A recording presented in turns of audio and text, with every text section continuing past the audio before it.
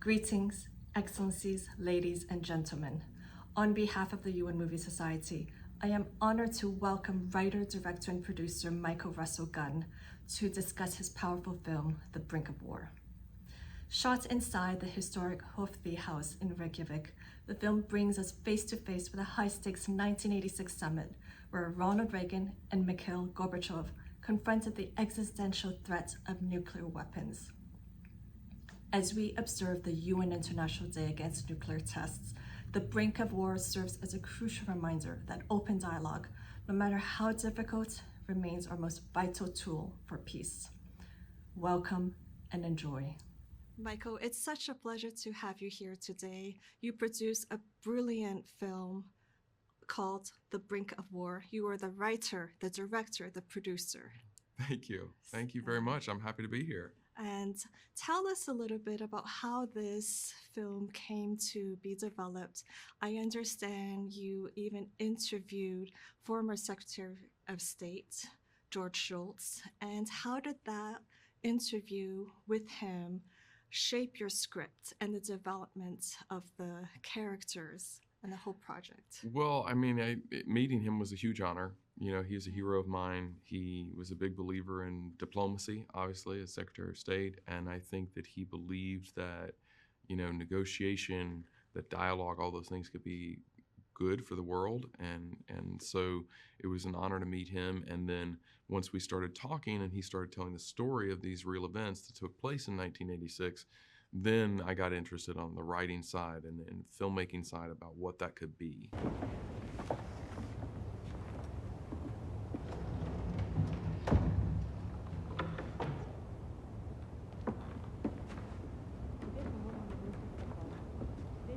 Minister Shevardnadze. Secretary Shultz. I never imagined I'd see the controls for 70,000 nuclear weapons in the same room, a few feet apart. I have always wondered why you Americans call it the nuclear football. Only weak people need to be afraid of their own creation. Yes, we humans do have a way of making the horrific sound innocuous. For example, Gulag sounds so much nicer than inhumane Siberian torture prison. In terms of the production of the film, you actually decided to shoot it in Iceland, in Reykjavík, in the actual building where the talks took place. Yes. What made you decide to shoot it there rather than build a set? Well, there's something ineffable, a quality of just being able to film in the real place, and you know, it was an amazing experience. The Icelandic people have preserved the house, and it's there in its original state, and they are warm and welcoming people, and they welcomed us, and so there was a quality to filming on location in the real place that I think the film lends itself to, and it wouldn't have been possible on a soundstage. And were there any challenges in filming there? Lots of challenges in filming there. I mean, the same things that were great, the Icelandic, you know, famous Icelandic wind and the waves crashing in, but those are things that really would have happened at the time. And lucky for us, the Icelandic crew are incredible professionals, and they're used to all that wind and all Very that storm. dramatic. Very, yes. And so they brought the technical aspects that we needed to make it. And a lot of people say that the failure of the SDI dialogue between the two world leaders led to a lot of people thought it was a failure. However, we must remember 1 year later, an important agreement came about. Huge. And your film, I felt, kind of shaped that. Is that what you were trying to intend? Yeah, absolutely. You know, it was all born out of this conversation that happened between Shultz really years later and Gorbachev, where, you know, Shultz said when we met, the Cold War was at one of its most dangerous points, and then 3 years later it was over. what changed? And he answered back one word, Reykjavík.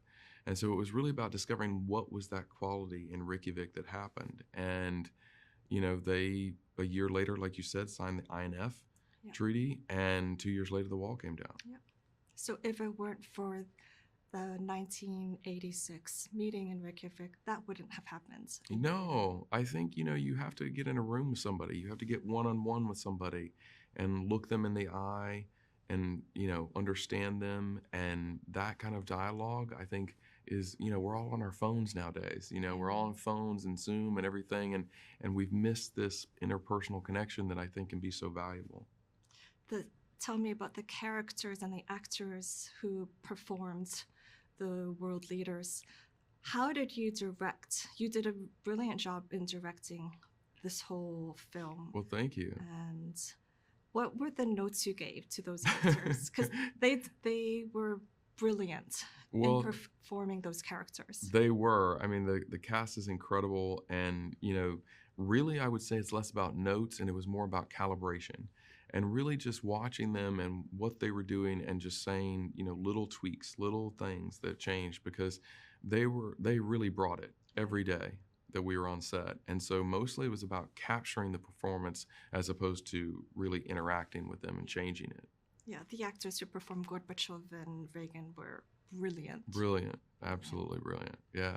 The UN General Assembly has declared August 29th as the official UN International Day against nuclear testing. Mm-hmm. What do you think filmmakers have in this world? What power do movies have in changing the world or addressing existential threats such as nuclear threats? Well, I think the biggest thing that we can do is draw attention to it. Famously, Reagan watched a film the day after, which aired on American television, and changed his mind about the survivability of a nuclear war. And so what I hope for this film, and I think what all of us in the cast and crew hope, is that by people watching the film and engaging with dialogue, that then perhaps they'll be inspired to make change. I loved how the film really focused on the dialogues inside that room. Yeah. It was so intense. Yeah. And why did you decide to really focus on the lengthy scenes and dialogues in that room versus making kind of a more Hollywood geopolitical thriller? I loved your artistic choice, and I really appreciate what you did. Much. Thank you. Well, I mean, it really happened, right? We had the real transcripts, and these are the things that they went back and forth over, and I was really fascinated by this idea that every word mattered. Exactly. Right? Every motion mattered, and how they reacted to one another mattered, right? If you tell a joke and the person doesn't react very well, that matters. And so I wanted to try to capture that. And so every time they slide a piece of paper across the table, it matters. We felt in the audience the psychology of the actors. Yeah. And that's also thanks to your directing and the actors. Yeah, thank you. Performed brilliantly. They were brilliant, and their willingness to get in there with the camera. We were really close to them with the camera a lot of the time and capturing every emotion that passed through their face. What was it like to shoot in Iceland? It's stunning. Stunning. Now I want to visit Iceland after watching your film. Well, it's absolutely stunning. It's one of the most incredibly beautiful places on earth. The people are warm and welcoming. And, we were really lucky because we had good weather for most of the time. And the landscape is unlike anything else on earth. It's stunning. Yeah. The UN Secretary General, Antonio Guterres, he has throughout his lifelong career always emphasized the importance of diplomacy and the value diplomacy even when you do not get along, even when there's tension between two countries. Yeah.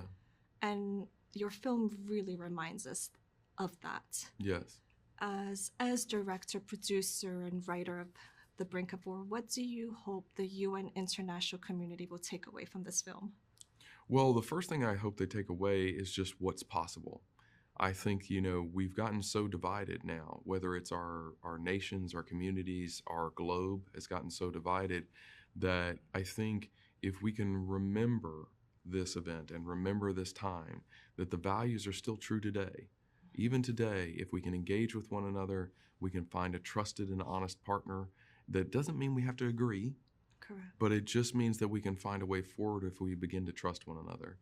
And so I hope that everyone in the community out there in the world, the whole world, takes that as something that we can do, that we can be honest with one another and talk to one another, then we can find a better, safer world.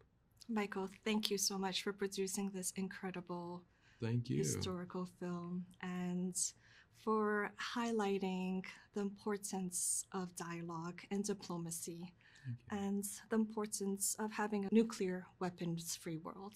Hear, Thank hear. you. Thank you. Cameras? Just our guy, Pete Souza, and one for the Soviets. Last time anyone gets this close to the summit. Meeting.